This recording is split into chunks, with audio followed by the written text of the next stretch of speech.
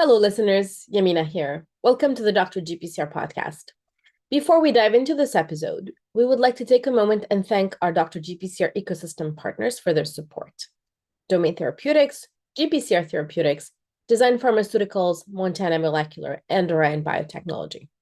We hope that you were able to join us at the Dr. GPCR Symposium on Molecular and Structural Insights in GPCR Activation. If not, you can go back and watch the recorded talks with your premium membership. Also, mark your calendar for the upcoming symposia on September 22nd on the topics of GPCRs as therapeutic targets. If you'd like to be considered as a speaker or have a speaker suggestion, please email us at hello@drgpcr.com. More information can be found in the ecosystem. If you haven't noticed yet, we've added menu buttons at the top of the page for your convenience to help you navigate the ecosystem more effectively. And now, let's dive into this episode.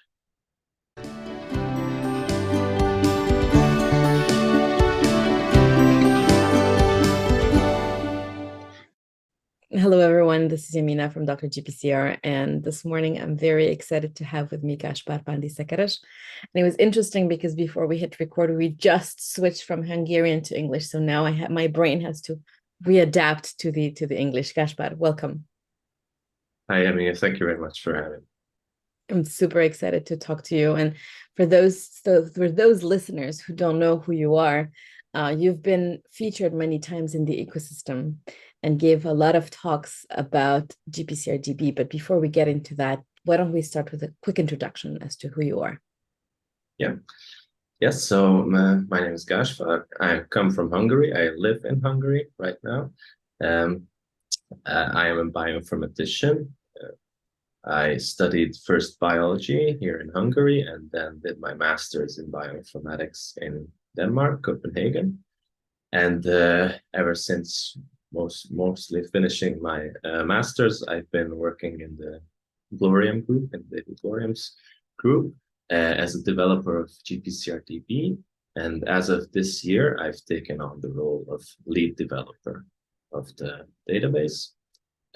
So my day-to-day work is mostly adding new data related to GPCRs, but also G proteins, arrestins, and of course that includes all types of data. So that is structure, sequence, ligands. So basically any facets as you can think of being part of GPCR-DB. I work with that kind of data, but also developing new tools and maintaining old tools of the website. I started out, well, I guess I don't know how should I start with the kind of work that I do on a daily basis. Okay, maybe just please. Back to more. Yeah. No, please, no, go ahead. I think it's interesting, and I will anyway go back and ask you more questions. Okay, great. So my main specialties, I guess, is the sequence alignments. So I've been working a lot with those. Originally, or like some time before, when we worked on sequence alignment in GPCR-DB, the idea was that we sort of try to predict what's the best sequence alignment we can get for every GPCR that is in the database. And then whenever a new structure comes out, which, we can actually see how that alignment should look like in 3D space, then we update the sequence alignment. So that was our approach. So that's the reason why I really got into the sequence alignment part, especially related to structures. So I worked a lot with structures. I was the one who always looked at the newly published structures and added them into the database. So on one hand, that was a lot of fun because, whenever something really interesting came out, it was like, oh, wow, this structure is something new and special we haven't seen before. So that was quite exciting. But on the other hand, at one point, we got so many structures that I just couldn't keep up. So that's where we had to switch gears a bit, and we started to automate our processes a bit more. But yeah, so also structures. I worked a lot with those. And related to that, my original student project, started as a student project during my master's, was to create this chimeric homology modeling pipeline for GPCRs. So that it's a bit weird, I guess, that was actually a student project that David proposed to any interested students at the university there in Copenhagen. And then I applied for that student project, and I liked it so much that it ended up being my master's thesis as well. And then I kept on working for David, and I worked on that pipeline for a couple of more years and tried to make it the best it can be. And yeah, so that's why homology models is also something I worked a lot with. Although since AlphaFold really came into place, that also changed somewhat. So yeah, there's been also a shifting of gears there as well.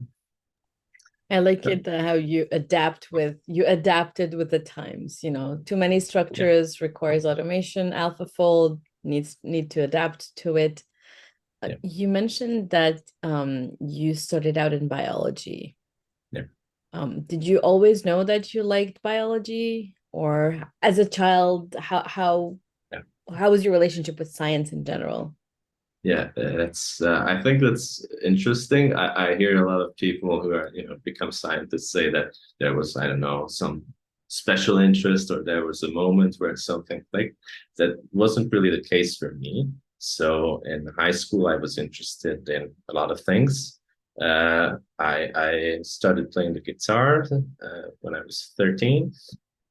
So yeah, that small thing, and then I also like literature a lot, and movies, and politics as well, and economics somewhat, and also biology, of course. So there were a couple of classes in high school where certain topics in biology just really clicked for me. So that was immunology and genetics.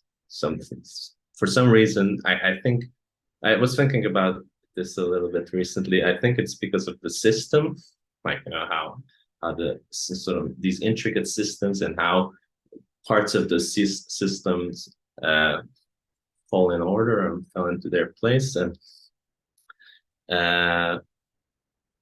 something about causality as well. So there's a reason for everything. So we have this protein in this system because this is its function, and it has its place. So I think something about systems really clicked for me there, but I wasn't sure. So when I was applying for university programs, first place it was the jazz guitar program. I really wanted to do that, but yeah, I wasn't very good at it, to be honest.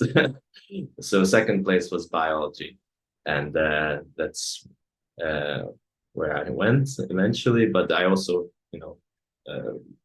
put in politics as well. I'm not sure how the program is called in English, but anyway, political sciences, I guess. Yeah.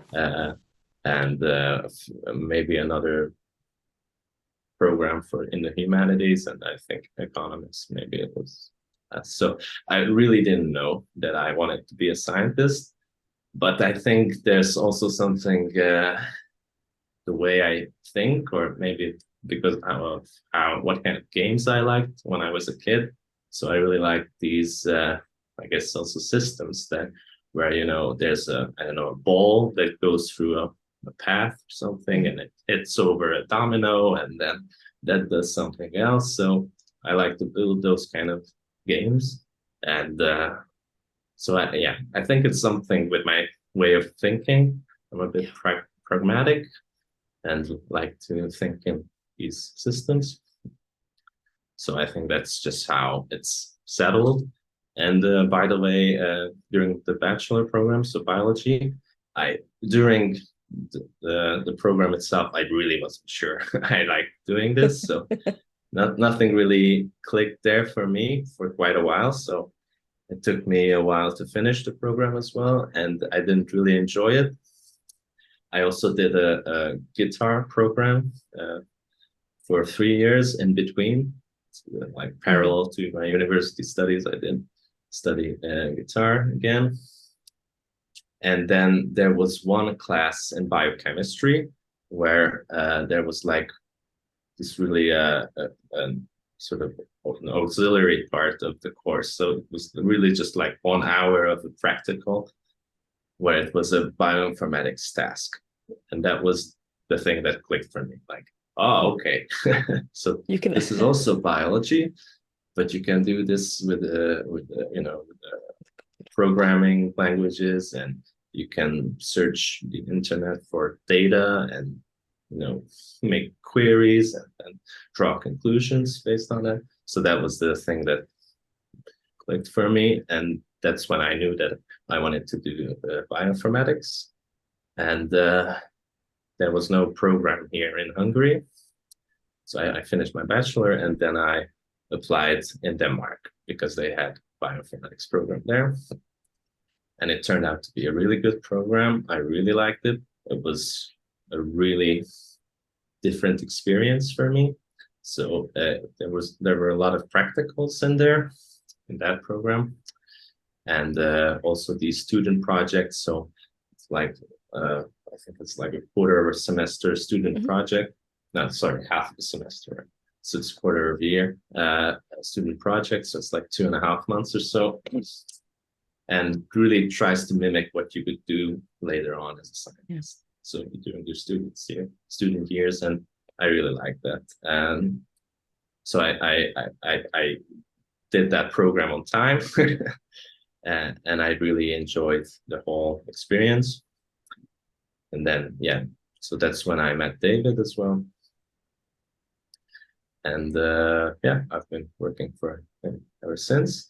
But interestingly, I didn't stay in Copenhagen, in Denmark, because my wife couldn't find a job there.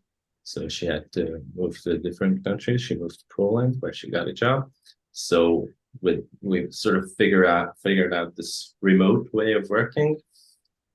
And I worked from Poland for like 3.5 years. Wow. Remotely for David. And then we moved back to Hungary after that, and I've been working remotely again since. Wow, so you started working remotely before even COVID made us Yes, exactly. That was such a weird experience for me. Like, everybody sort of starting to experience what I've been experiencing for years. For some time. Yeah. So that was an interesting experience. How cool is that? How did you, so you mentioned that in Hungary there was no bioinformatics program at the time, and then you decided to go to Copenhagen, to Denmark.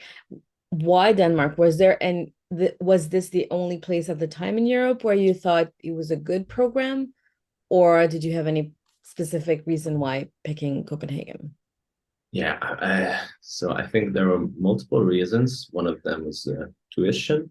So this program was tuition free, and that was a big plus. Like, of course. So coming from Middle Eastern Europe to a Western country, funding wise or money wise can be a bit difficult. So that was an important part where in the decision for sure. But there were other countries as well. I think Germany also offered some tuition free programs at the time.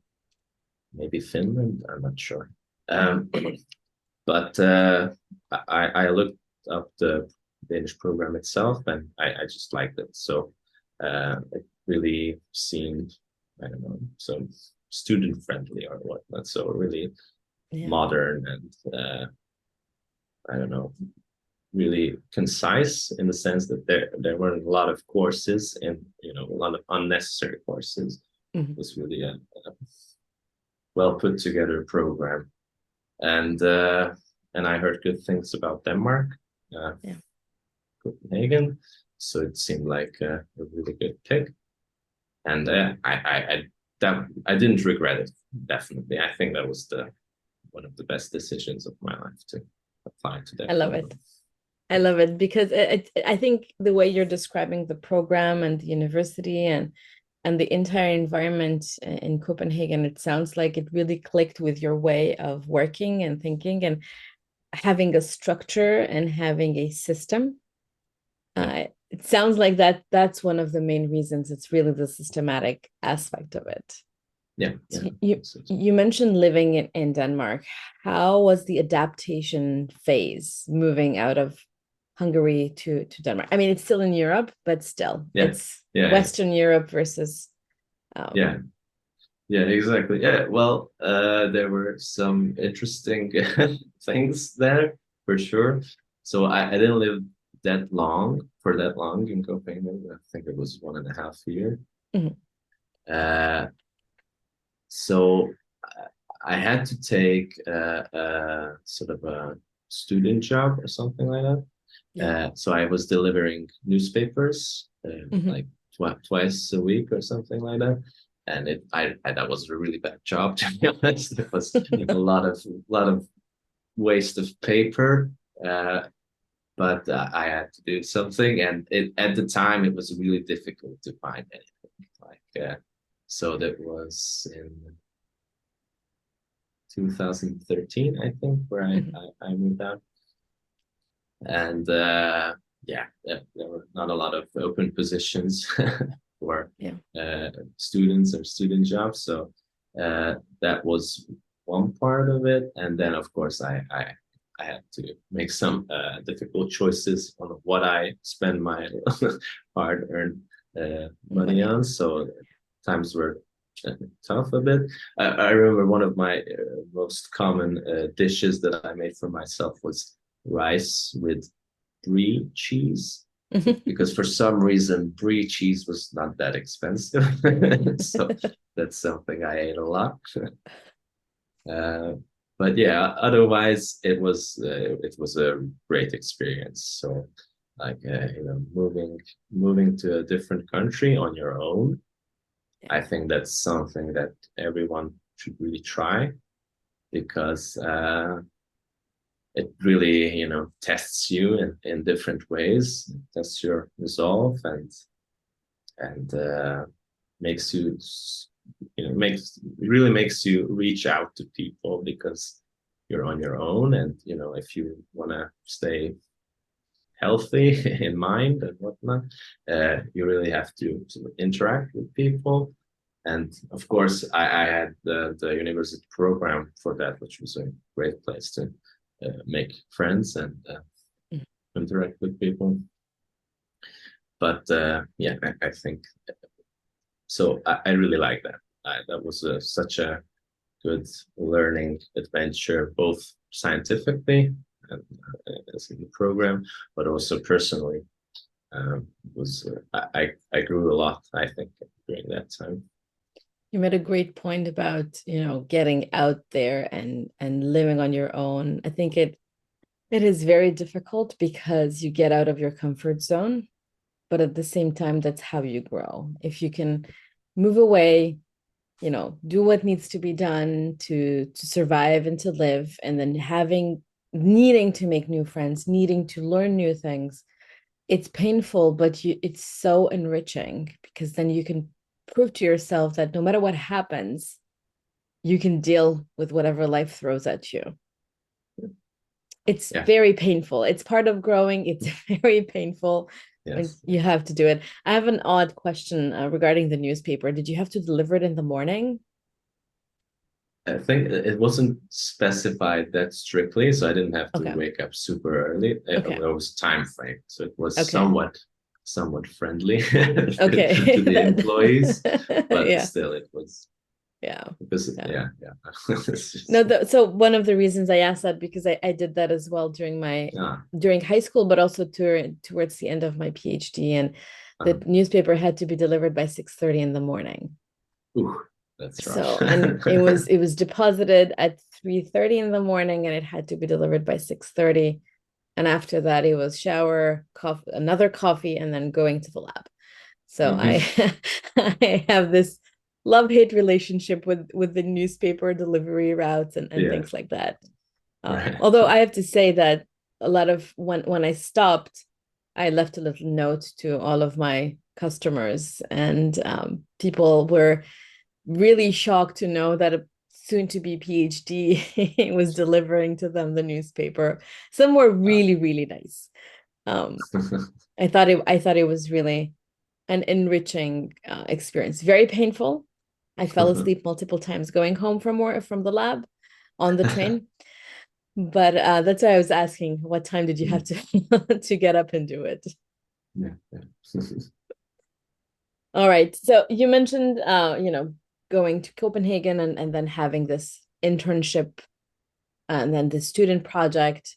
Is that the first time where you heard about GPCRs, or is that okay?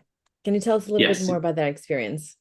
yes. So I think I mentioned before that so David Gloriam, not only him. So there are these events there in Copenhagen at the university where researchers try to promote these student projects to attract students to their labs, and so there was this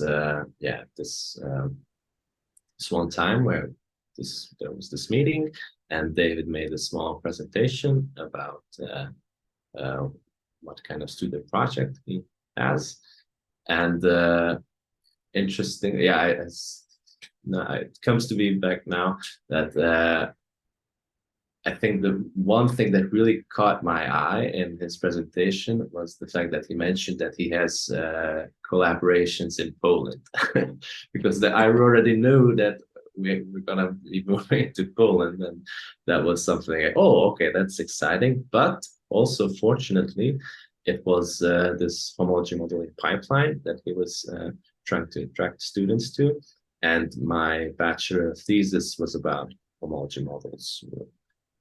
Was an insect gut protein, I think, that I tried to find some homologous sequences to. Nothing really came out of it, but it was a good student project for homology modeling. So that sort of was like a bit of I guess, aha moment of some sorts of like, oh, okay, so this Interesting. sounds to be suited to me. And then, yeah, I went up to David, and it was very inviting and welcoming. So we started working together, and that's the first time I really learned about GPCRs. So yeah, they already had GPCR DB setups. So at the time, Wigner Isberg was the lead developer. So he uh, showed me around and the GPCR DB system. Although ever since it was also reprogrammed, the whole thing. So it was actually Wigner who moved the whole system from PHP to Python. Mhm. But yeah, that was the first time with Wow. GPCRs. How old was GPCR-DB at the time where you were exposed to it the first time? Oh, I used to know this. I won't remember out now the exact year, but a couple of years before that. Okay. I So it we was have it somewhere that, but I just don't recall the exact year now. But yeah, a couple of years before. it was in its infancy compared to today. It was early years for sure. I love it. I love it. So during your studentship, so you mentioned, the masters, but if I remember correctly, and please correct me if I'm wrong, you decided then to move on and do a PhD, or uh, or or how did that work? So you mentioned the masters and then the Masters, student, yeah. and then what next? Yeah, well, interestingly, I still don't have my PhD degree because I think it's just because of this moving around and working remotely. I never really got into a sort of a proper PhD program in Program. that sense, uh, and um, and I just kept on working. So it for my day-to-day job, I don't really need the degree in some Yeah. sense. So Yeah. I'm in front of my computer, and I just do data Really. management and Yeah. developing tools and whatnot. So I just worked as an employee ever since, basically. But I mean, it is very high time to get my PhD. It's really just up to me. I just have to dedicate some time to it. Yeah. And yeah, so I'm looking forward to that, to be honest. But it really, hasn't really been an issue in the sense of, I don't know, me publishing or Of course. meeting with people on conferences and doing presentations and whatnot. So it's interesting that you can be a scientist like this as well. Yeah, no, I agreed. And I think that for some reason, and again, I may have been, I was totally wrong about this. For some reason, I had in mind that you were finishing up your PhD or you were doing a PhD when we first met. Yeah. But I think it's a great example, as you said, that you can be a scientist, that you can do actually what you love, what you're really good at remotely from a different country and still contribute and publish. So I think it's really great. Yeah. Yes. And and really it's like so I think it's just the degree itself that I'm missing. So I've been looking into these self-preparatory PhD programs where you don't have to enroll. So I think that's what I'm going to do, because I have quite a few publications that's needed for a PhD. But yeah, I think it's interesting as well, because when I meet people, they're also quite surprised that it's like, I thought you need a PhD to do what you're doing. So it's funny in that sense that one of the reasons why it came up is because, since I mentioned in the beginning, you gave multiple talks about GPCR-DB and how to use it with Dr. GPCR, and every time we would prepare the images to put on social media, I'd have to be careful to make sure who has the doctor in front of their name or not. And that I remember thinking, okay, should we put a doctor or not? And I think I even asked you back in the day. Yes. Yes. Hopefully in a year or two. I mean, at this point, I think it's just quote unquote a detail, because you have all the knowledge, you have the papers. It's just a matter of officializing the whole thing. That is amazing. So you talked a little bit about your day-to-day and what do you do? And you also talked about the fact that you're evolving within your role, because now you're a lead developer, but also, being forced by the fact that we have so many structures to use automation. AlphaFold also made you guys switch the way you work. How do you like change? Or how do you adapt to change? I don't like it. To be honest, I'm not a fan of change personally. But I mean, that's just some personal quirk, and it's inevitable. So I think I got used to it in some way, but at first it's always a bit frustrating for me, let's just say it. So I think usually my first reaction is frustration, but then I get over that quite quick, I would say, and then it's just about the challenge itself, like how can we solve this issue or that issue. So yes, so I think especially it was a bit personally difficult with the AlphaFold, because, so interestingly, when the first AlphaFold models came out, we weren't sure that it's something that we should switch to right away, because of some caveats, right? So the original AlphaFold models, for the purposes of GPCR drug discovery, had two major issues, I would say. One was this activation state bias that the models had. So I think I'm pretty sure if you still look onto on the AlphaFold database, if you look at a class A GPCR, you will see it in the inactive state. And if you look for a class B1 GPCR, you will find that in the active state. And that's just because of the pool of templates that was used for generating those models. So that was one issue, that it wasn't activation state specific. And the other, of course, is that there's no ligand in the system. So AlphaFold just tries, it just models those residues and those binding pockets in a way that might not be able to hold a ligand. Yeah. So those were the two major things, and then it took some time, and also a group in Boston came out with AlphaFold multistate, which makes it possible to do a state-specific AlphaFold model, and we now use that for our last GPCR-DB update paper. And so at that time, it was a bit difficult for me to let go of the old pipeline, because I worked quite some years on that, trying to perfect it. But it was evident that this AlphaFold modeling is better. So personally, that was working for quite some years on something, and then just switching to something that was done by someone else. That was a bit hard to do, but I mean, I don't hold resentments.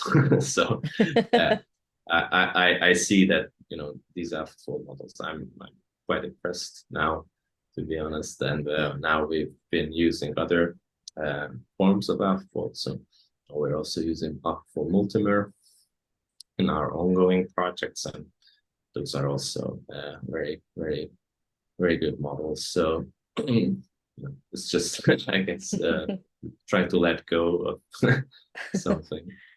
Yeah, I think changes, and you make a great point. Change is hard, no matter what it is. But I think the reason I was asking is because you mentioned that you liked systems and you liked, things that are organized. So anything that or messes up the organization, it must be unsettling.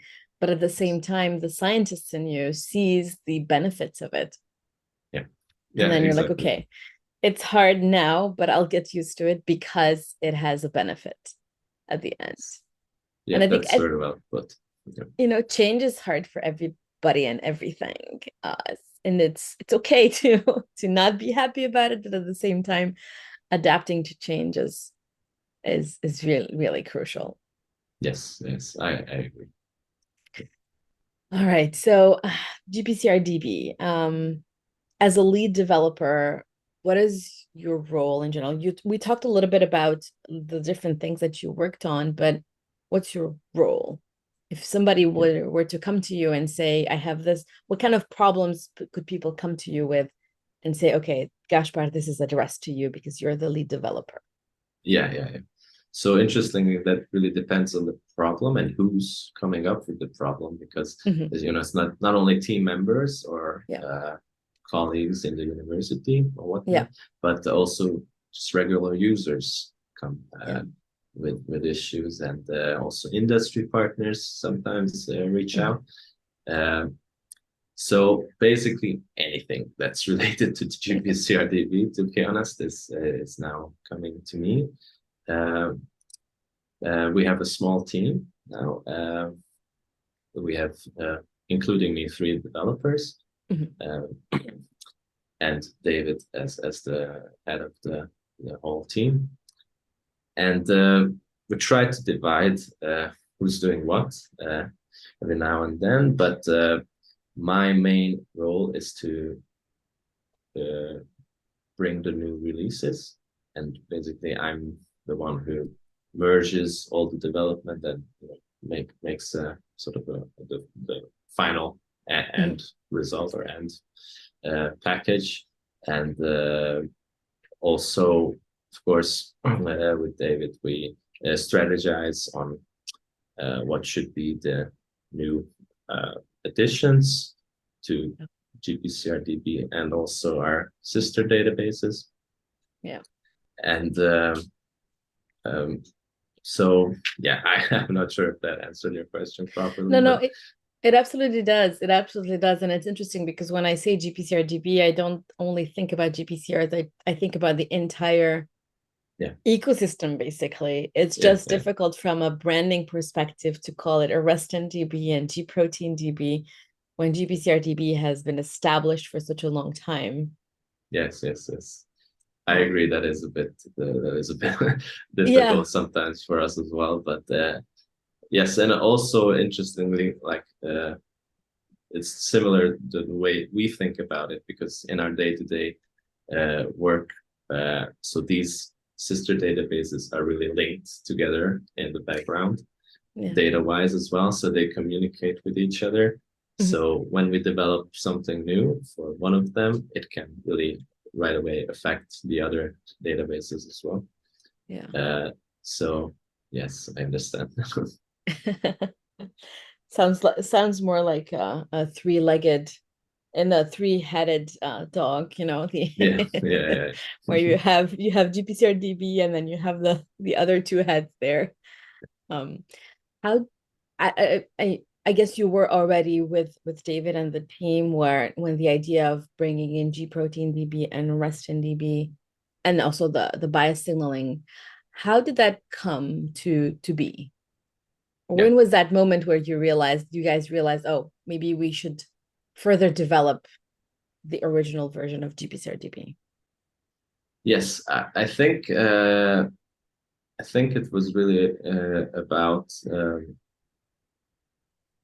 expanding our reach in some sorts. So, of course, as you mentioned, GPCR-DB was quite a developed brand in sense, but it's also like somewhat it's seen that some of these, uh, well, at that time they weren't sister databases, but so Yeah. these other parts of GPCR-DB were a bit too hidden. Mhm. So, like, the fact that we have so many G protein related data and features just somewhat, I don't know, got a bit, overshadowed somewhat Yeah. with GPCR. So, so that's one part. And actually, originally, the way the code was set up, uh, made it so there was some sort of a way of thinking ahead at the time. I think it was probably Vigner's idea, or Vigner and David together came up with this to have sort of some sort of a hub uh, as the basis on the code level. So it Yeah. really just made sense at the time uh, to branch out like this, and it was also fun to, by the way, create those logos for all Yeah. the sister databases. So somehow I'm not sure exactly, but well, that was one part, of course, and then also publication wise this made more sense. So we had quite nice impact with our GPCR-DB publications, but this was also a way to uh, uh, distribute our research a bit Yeah. in a bigger net or wider net. Of course. And I think it appeal. It's like having different flavors of ice cream. It's Yeah. still ice cream, but you have different flavors, and some like more one versus the other, or would come back to get more of one versus the other. Yeah. Yet it's still ice cream. Yeah. Um, that's really fantastic. Can I ask, and you may or may not know, or you may or may not want to answer, Mhm. but from a user perspective, do you quantify how many people use GPCR-DB versus G protein versus beta restin or restin? I guess as a system thinker and somebody who's very number oriented, you guys do. But what are people liking more or using more? Yes. So uh, actually, so we have some Google Analytics on the side, so we do check what the user count is. But that Mhm. was basically the only real metric that we we've been looking for, and really we didn't really check, the subsystems in that sense. But actually, it was, I think, this month or last month that we had to switch to the new analytics system. It doesn't really matter, but I now set up a new system, and that really clearly shows which side is more favorable. Yeah. And well, GPCR-DB is by far the most most visited, and then G-protein-DB is the second so far. But I think that makes sense in the way that this is the order they've established. So RSTN-DB we haven't even published yet. We're planning to publish that later this year. And then Biosignaling Atlas, that was last year. Yeah, we published it. So I hope that also these sister databases will climb a bit, but of course GPCR-DB is our flagship. Yeah. No, the reason I was asking is because I remember David mentioning, at the GRC, and he always tells these that, he really wants to collaborate and everybody's welcome to pitch in with data and things like that. That's a great way to better understand the ecosystem around you and try and think strategically about what next to bring. But as kind of an addition to that, being able to look at what people are using the most, where people are spending more time, also gives you a wider net of what is necessary, what is needed, what might people be interested in using more. Yes, I agree. I'm planning to do more in-depth analysis on pages visited on our site to even have more detailed knowledge about this. What I know so far is the structure page. So that JIG table that collects all the structure data. That is one of the most visited things that we have on the site. So I think users really are looking for the new structures and how that structural data is annotated in the system and how it connects to all the rest of the data we have. Awesome. No, I love it. I think it's really it's a really nice and neat system. Every time I'm thinking about something, I don't even go anywhere else but GPCR-DB.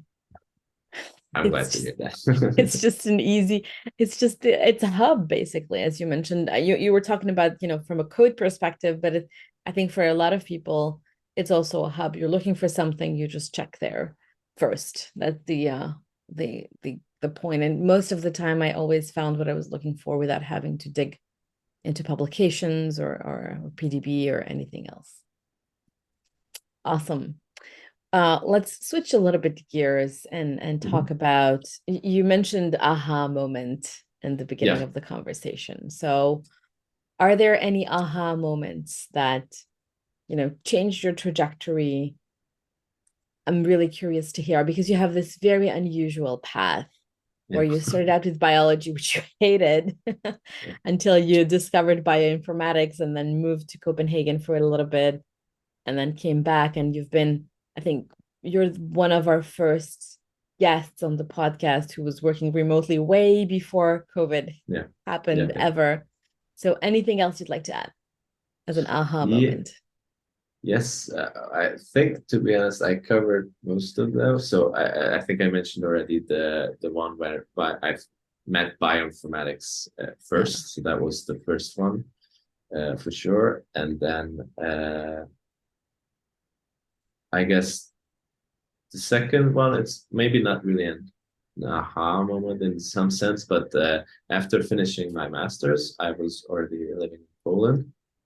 And there was like a half a year where I was looking for a job, basically in Poland, because at that time, I think, so I just finished my program, and so I didn't get a position at that time in the group, because, so, David, and I guess that makes a lot of sense as other lab heads as well would want someone to work actually in the same city as your lab is. So at the time that made complete sense. So I didn't really have a job for half a year, but I couldn't let go of GPCR-DB. So, I talked with David, and he was okay with me sort of working, still keeping on working on the code. I'm still developing the automated homology modeling pipeline, and at that time I wasn't 100% satisfied with it. So I wanted to, sort of finish it in some sense to make it better. And that was sort of this feeling, I guess, because after half a year, David did offer me a position because he liked what I was doing, and he saw that I wanted to work on this more. And so I think that was sort of an aha moment in some sense that even if I sort of just kept on working on it, and that really was sort of what's that acknowledged with with offering me a position. So that was sort of an interesting feeling, like, oh, okay, so if you keep on working without expecting anything in return, you might still get something in return that is really beneficiary for you. Yeah. I think it is an aha moment because it shows your dedication. It shows that, you were not satisfied with the code and you felt like you needed to do something about it. And I think, and then obviously David saw that you did good work, because you would not be here today as lead developer. Yeah. If during that time you'd have, just let it go. Yes. Exactly. No, I think it's awesome. Yes. Yes. Sorry. And just the third one was would be the AlphaFold situation where I was like, again, an aha moment. Oh, aha! I have to let this go. You actually have to adapt to something new. Yes, and it was like it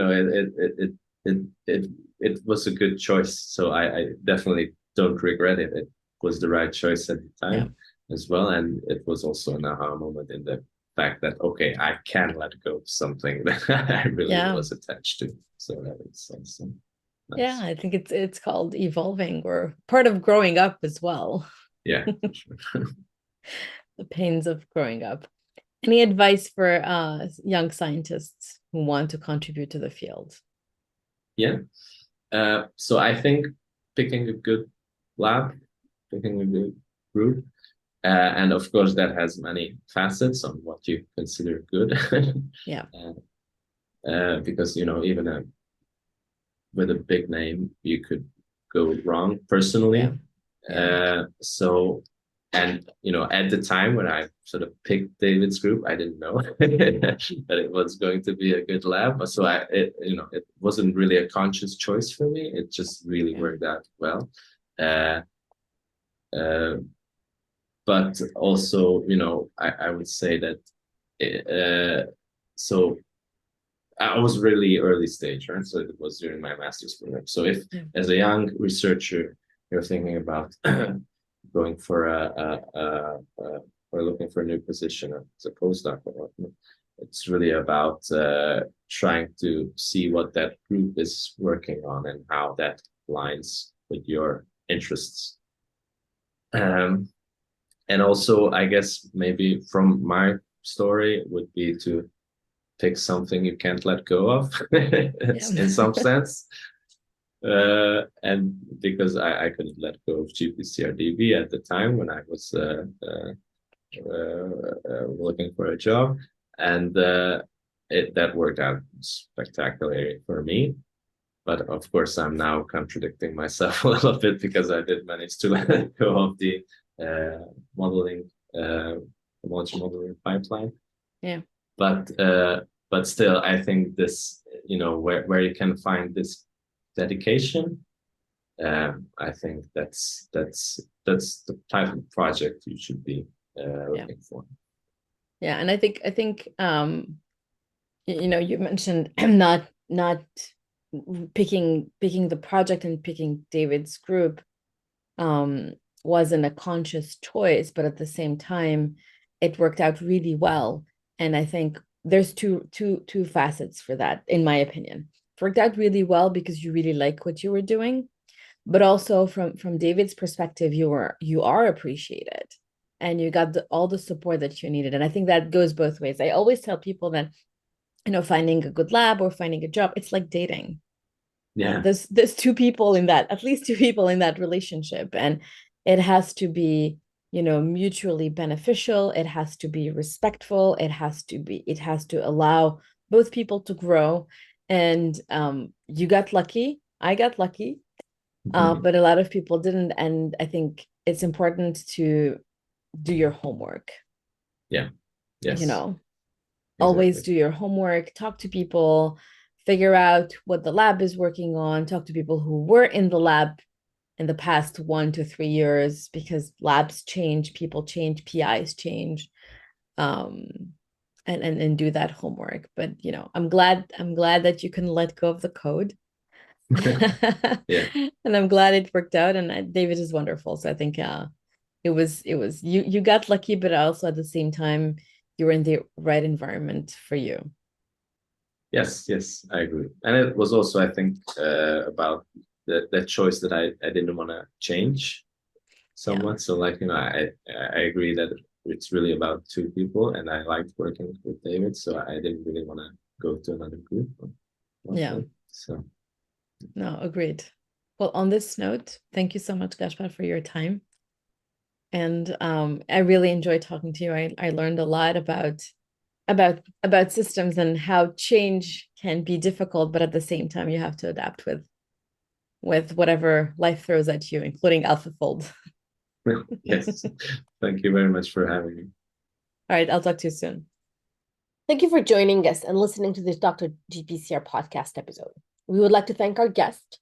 We also want to say thank you to our Dr. GPCR team members, Attila, Ines, Montserrat, Ivana, Andreina, Balint, and Julia. A huge thank you to our ecosystem partners as well: Domain Therapeutics, GPCR Therapeutics, Design Pharmaceuticals, Montana Molecular, and Orion Biotechnology. You can connect with our partners directly in the ecosystem, so don't forget to join us today. Please subscribe to the Dr. GPCR newsletter, find us on YouTube, and if you like our podcast, leave us a 5-star review on Apple Podcast. You can also leave us a testimonial at drgpcr.com/testimonials. Another great way to support us is to share your favorite Dr. GPCR program with your network and colleagues. With any questions or suggestions, feel free to email us at any time at hello@drgpcr.com. Until next time, stay safe.